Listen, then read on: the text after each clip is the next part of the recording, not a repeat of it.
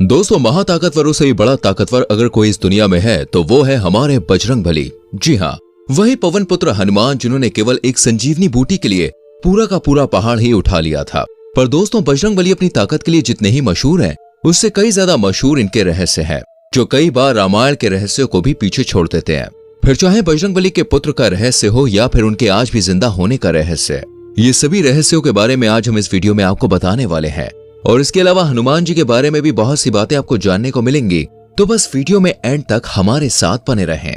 दोस्तों, आज अधिकतर लोगों का यही मानना है कि हनुमान जी एक वानर थे, लेकिन अगर हम वाल्मीकि रामायण का सही से अध्ययन करें तो हमें पता चलता है कि वो कोई साधारण बंदर नहीं थे, बल्कि अलग ही प्रजाति से ताल्लुक रखते थे।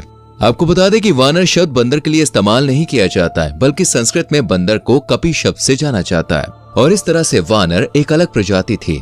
और अब तो खोजकर्ताओं द्वारा किए गए अध्ययन से यह पता चलता है कि हजारों लाखों साल पहले हम इंसानों की कई सारी अलग अलग प्रजातियां हुआ करती थीं, जिनका चेहरा वानरों के जैसा था और शारीरिक बनावट इंसानों जैसी।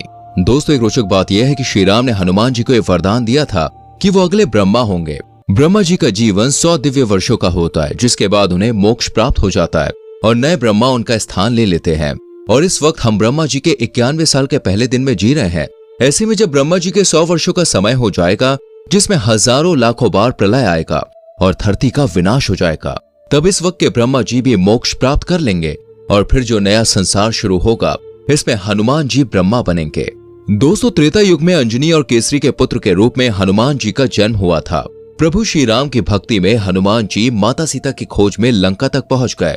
उन्होंने ही माता सीता को श्री राम का संदेश दिया था, जिससे प्रसन्न होकर माता सीता ने हनुमान जी को अमर होने का वरदान दिया था। और इसी वरदान की वजह से ये कहा जाता है कि हनुमान जी धरती पर कलयुग के अंत तक रहेंगे, और जब कलयुग में बुराइयां बढ़ जाएंगी और इसका अंत करने की बारी आएगी, तो वो भगवान विष्णु के अवतार कल्कि का साथ भी देंगे, ताकि धरती की सभी बुराइयां खत्म हो सके।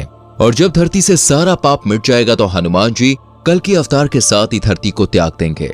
हम्पी में ऋषिमुख के राम मंदिर के पास स्थित पहाड़ी आज भी दोस्तों मतंग पर्वत के नाम से जानी जाती है। ऐसा कहा जाता है कि मतंग ऋषि के आश्रम में ही हनुमान जी का जन्म हुआ था। श्री राम के जन्म के पूर्व हनुमान जी का जन्म हो चुका था। कथाओं के अनुसार हनुमान जी का जन्म चैत्र मास की शुक्ल पूर्णिमा के दिन हुआ था। इन सभी जगहों को आज भी हम्पी के नजदीक संजोकर रखा गया है, जिसे देखने के लिए हनुमान भक्त लाखों की संख्या में हर साल यहाँ पे पहुँचते हैं। फ्रेंड्स, आज जब बात रामायण की होती है तो लोगों की जुबान पर सिर्फ एक ही सवाल होता है कि आखिर रामायण काल के बाद हनुमान जी कहाँ गए। तो अगर हम दुनिया की अलग अलग सभ्यताओं में देखेंगे तो हमें हनुमान जी की झलक दुनिया के कोने कोने में देखने को मिलती है। सबसे पहले अगर चाइना की बात करें तो वहां पर भी प्राचीन काल में मंकी गॉड की कथाएं सुनाई जाती हैं, जो काफी हद तक हनुमान जी से मिलते जुलते हैं। हालांकि उनके हथियार और पहनावा थोड़ा अलग देखने को मिलता है। और इतना ही नहीं, जब अमेरिका में खोज हुई थी तो यह पता चला था कि वहां पर भी प्राचीन काल में मंकी गॉड की पूजा करी जाती थी। और जब वैज्ञानिकों ने होंडुरास के जंगलों में ढूंढने की कोशिश करी तो उन्हें प्राचीन काल के मंदिर भी मिले, जहां पर वानर की तरह दिखने वाले भगवान की कई सारी प्रतिमाएं बनाई गई थी, जिनके हाथ में गदे जैसा हथियार भी था, जिसे आप साफ साफ देख सकते हैं। दोस्तों, हनुमान जी के कुल 108 नाम गिनाए जाते हैं और उनके हर एक नाम का अलग ही अर्थ है। जिस प्रकार उनकी टूटी हुई हड्डी के कारण उन्हें हनुमान कहा जाता है, उसी तरह उनके पिता पवन देव थे, इसलिए दोस्तों ने पवन पुत्र के नाम से भी जाना जाता है।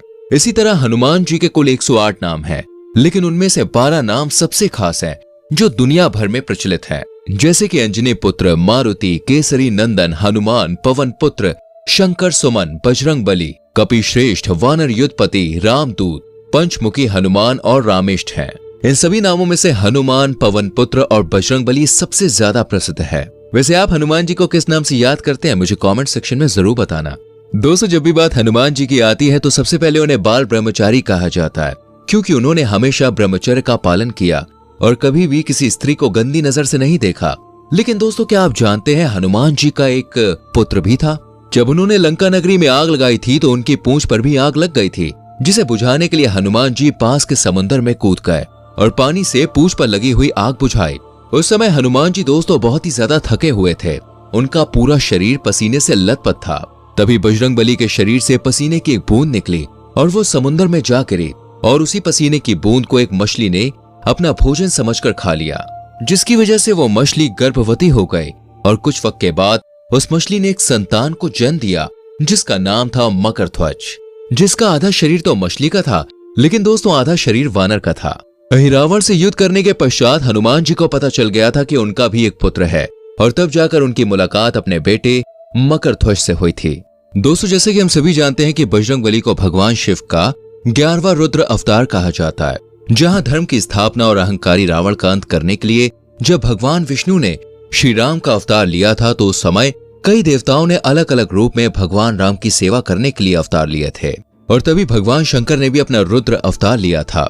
अब आप सोचेंगे कि भला भगवान शंकर भगवान विष्णु की सेवा के लिए अवतार क्यों लेने लगे? तो दोस्तों कथाओं के अनुसार भगवान शिव को भगवान विष्णु से दासिये का अवतार प्राप्त हुआ था, और उसी अवतार को पूरा करने के लिए शिव जी ने हनुमान जी के रूप में 11वां रुद्र अवतार लिया था। इस रूप में भगवान शंकर ने श्री राम की सेवा भी करी और रावण के वध में उनका सहयोग भी किया। दोस्तों भगवान श्री राम के प्रति हनुमान जी की भक्ति के बारे में तो आपने बहुत बार सुना होगा, लेकिन क्या आपको मालूम है कि एक ऐसा टाइम भी आया था जब हनुमान जी और भगवान श्री राम आमने सामने हो गए थे? जी हाँ, जब सुंकत ने विश्वामित्र का अपमान किया था तो सुंकत हनुमान जी के पास पहुंच गए और उनसे वचन ले लिया।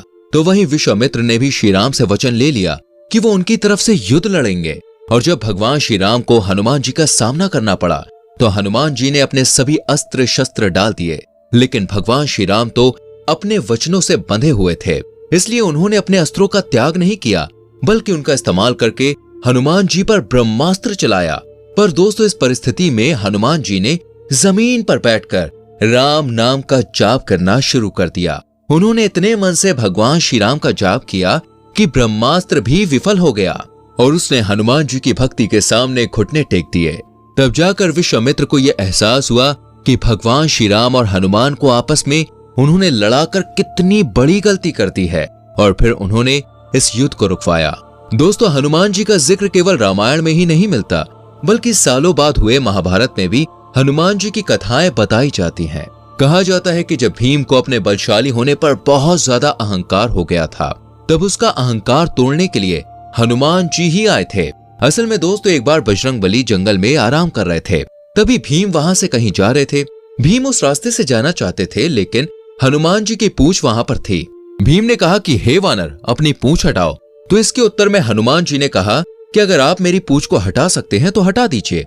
एक वानर की इस तरह से चुनौती पाकर भीम और ज्यादा अहंकार से भर गए और उन्होंने तमाम कोशिश करी ताकि वो पूंछ को हटा सके, लेकिन दोस्तों भीम के सभी प्रयास असफल हो गए, जिसके बाद भीम को समझ में आ गया कि ये कोई साधारण वानर नहीं है। तब जाकर भीम ने अपनी गलती की क्षमा मांगी और हनुमान जी को अपने असली अवतार में जाने के लिए कहा। बाकी आज के लिए दोस्तों इतना ही। वीडियो अच्छी लगी हो तो लाइक और शेयर जरूर करें, और अगर आप भी बजरंगबली के भक्त हैं तो जय बजरंगबली जरूर लिखें। आने वाली वीडियोस को देखने के लिए चैनल को सब्सक्राइब करके बेल आइकन प्रेस करें, जिससे आने वाली वीडियोस मिस ना हो। मिलते हैं अगली वीडियो में। Till then bye bye, take care.